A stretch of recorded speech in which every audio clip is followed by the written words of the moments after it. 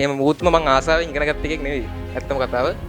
ගොඩදා ගත්ත ඉතින් ඒකයි B4යි C4යි වගේ normal result එකක් කොහොම හරි ආවා A level කරන්න සුදුසුයි කියලා. කැම්පස් යන්න ඕනේ කියලා level එකක් එහෙම තිබ්බේ නැහැ. පුරු කියන්න ඕනේ නැහනේ. මං ඒකෙන් තමයි මං හිතාගත්තා ආර්ට් කරලා ඩ්‍රාමා කරලා IT කරලා පොඩි මික්ස් එකක් කරන්න.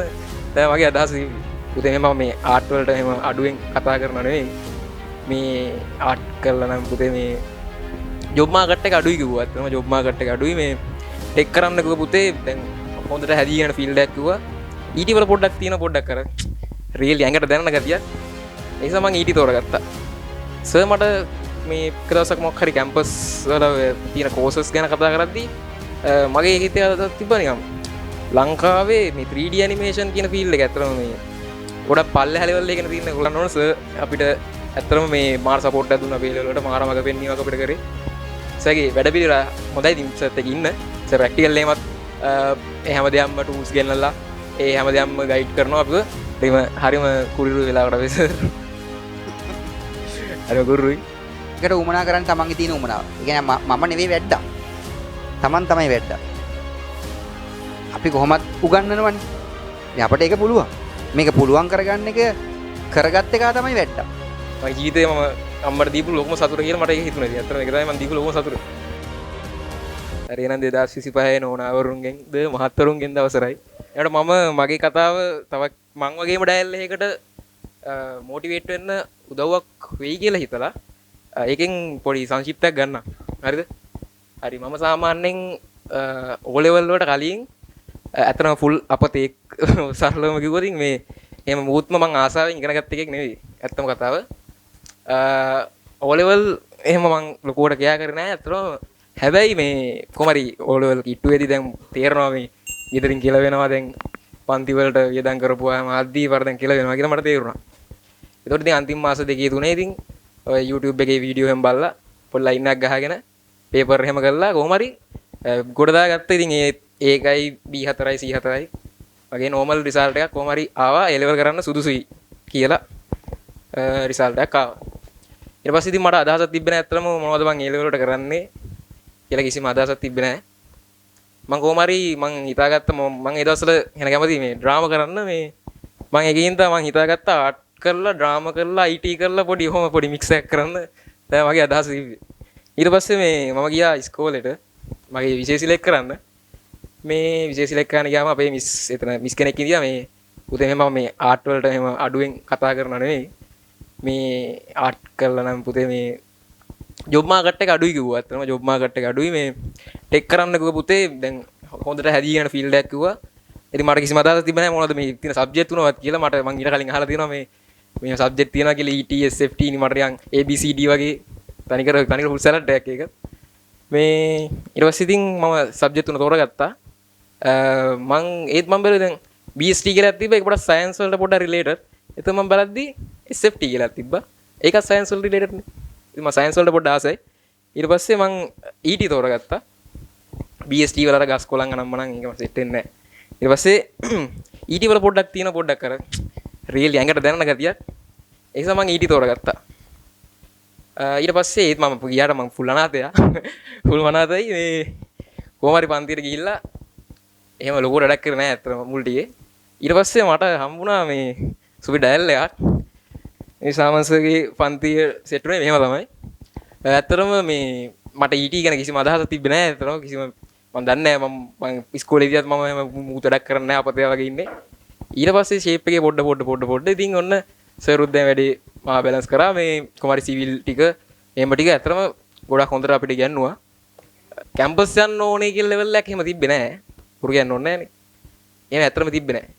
ඊටසේ කාලයක් යද්දි කොහොමරි මේ සර් මට මේ එක දවසක් මොකක් හරි කැම්පස් වල තියෙන කෝසස් ගැන කතා කරද්දී මගේ හිතේ අදහසක් තිබ්බා නිකන් ලංකාවේ මේ 3D ඇනිමේෂන් කියන ෆීල්ඩ් එක ඇත්තටම මේ ගොඩක් පල්ලෙහා ලෙවල් එකේ තියෙන අර තියෙන ගජමෑන් කියලා මූවි එකක් තියෙන ඇත්තට මේක ඇනිමේෂන් චාටර්නේ. ඉතින් මම හිතන් ඉන්න අදහසක් තියෙනවා. يعني මගේ මේ 3D ඇනිමේෂන් වල කවදාරින් ලෝකෙම්ම يعني මම හිතන් ඉන්න හැම මට පුළුවන් කියලා. ලෝකෙම්ම කවදාරි අපේ ලංකාවෙන් 3D ඇනිමේෂන් වලින් මොකක් කර දෙයක් ගන්න තමයි මගේ ටාගට් එක තමයි මගේ ඩ්‍රීම් එක. එහෙම තමයි මම හිතන් ඉතින් ඉන්නේ. එතකොට මට පොයින්ට් කරනවා මේ එක කෝස් එකකට ඒ තමයි මේ කැලණි කැම්පස් එකේ 3D animation game and animation course එකක් තියෙනවා කියලා. එතනින් දැන් පොඩි ඉන්ස්පයර් එකක් ආවේ මේ මගේ ටාගට් එකට පොඩි මට පාරක් පේනවා දැන්. සර් මට පෙන්නුවා දැන් පාරක්. හැබැයි දැන් යන්න මට දැන් යන්න තමයි තියෙන්නේ. ඒක මට ඊළඟින් කිසිම ක්ලියර් අදහසක් තිබ්බේ නැහැ කොහොමද යන්නේ කියලා. හරිද? ඉතින් සර් මට ඒක පෙන්නුවා. මෙහෙමයි ඒ ලෙවල් කාලේ සෑහෙන කටු කෑවා අපි. ෆුල්ම කටු කෑවා. අපි ගන්න ඕන ආතලුත් ගත්තා. ඒ වගේම පට්ට කට්ටක් කෑවා. ඇත්තටම මේ මං ඉන්නේ උණුවටුනේ. උණුවටුනේ සාමාන්‍ය කිලෝමීටර් 16ක් විතර මම ෆුට් සයිකලෙන් මෙහෙට ඇවිල්ලා මේ සරාලා බයික් එක දාලා තමයි ගෙදර එන්නේ. ඉතින් කොහොම හරි මේ එහෙම කට්ටක් කෑවා. ඉතින් අන්තිමට ඒකේ ප්‍රතිඵලයක් මට සතුටු වෙන ප්‍රතිඵලයක් හම්බුනේ. ඇත්තටම මට සතුටුම වෙච්ච වෙලාව තමයි. ඉතින් ඒක රිසල්ට් එක අපේ අම්මට කිව්ව වෙලාව මේ අපේ අම්මා ඇඬුවේ ඇත්තටම. ඉතින් ඒලයි මට සතුටක් දෙනුනේ මේ මගේ ජීවිතේ මම අම්මට දීපු ලොකුම සතුට කියලා මට ඒක හිතුනේ. ඉතින් ඇත්තටම ඒක තමයි මම දීපු ලොකුම සතුට. අනිවාර්යයෙන් සර් ගැන මතක් කරන්න ඕන. සර් අපිට ඇත්තටම මේ මාර සපෝට් එකක් දුන්නා අපේ ලෙවල් වලට. මාර මග පෙන්වීමක් අපිට කරේ. සර්ගේ වැඩ පිළිවෙල හොඳයි. ඉතින් සර්ත් එක්ක ඉන්න.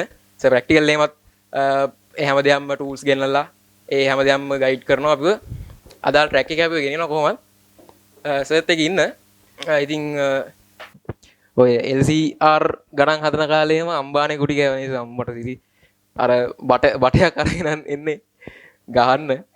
අපේ සර් ඉඳ පන්ති ඉඳපු කාලේ පට්ට සුන්දර කාලයක් ඇත්තම ඒ ගැන මතක් කරනකොට දැන් පට්ට සතුටුයි මේ කොල්ලා කිව්වා වගේ අපේ පේපර් වල ලියලා බලන්නනේ.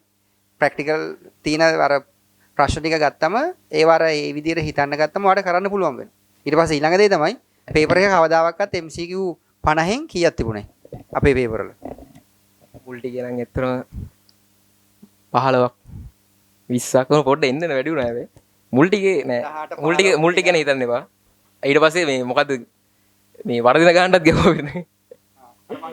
වරදින ගානටත් ගැහුවා අපිට.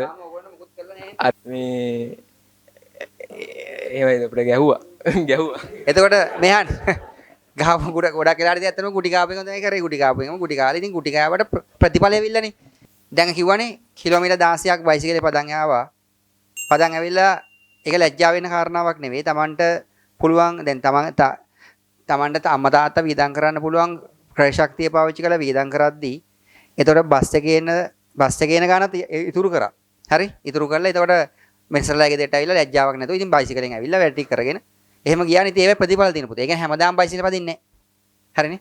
ඒතර බලාපොරොත්තුවක් තිබුණා දැන් ගේම් ඇන්ඩ් ඇනිමේෂන් කියන ඩිග්‍රියට යන්න. ඉතින් දිස්ත්‍රික්කෙ 23 වෙනියා වෙලා තිනවා. ඒ කියන්නේ අනිවාර්යෙන් ඒ ප්‍රතිඵලයට යන්න පුළුවන්. මොකද ඉසෙඩ් එක උමනාටත් වඩා තිනවා. කැලණි කැම්පස් එකට යන්න.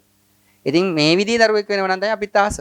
නේ? ඒකට උමනා කරන්නේ තමන්ගේ තියෙන උමනාව. ඒ කියන්නේ මම නෙවෙයි වැඩ්ඩා. තමන් තමයි වැඩ්ඩා. අපි කොහොමත් උගන්වනවනේ. ඉතින් අපිට ඒක පුළුවන්.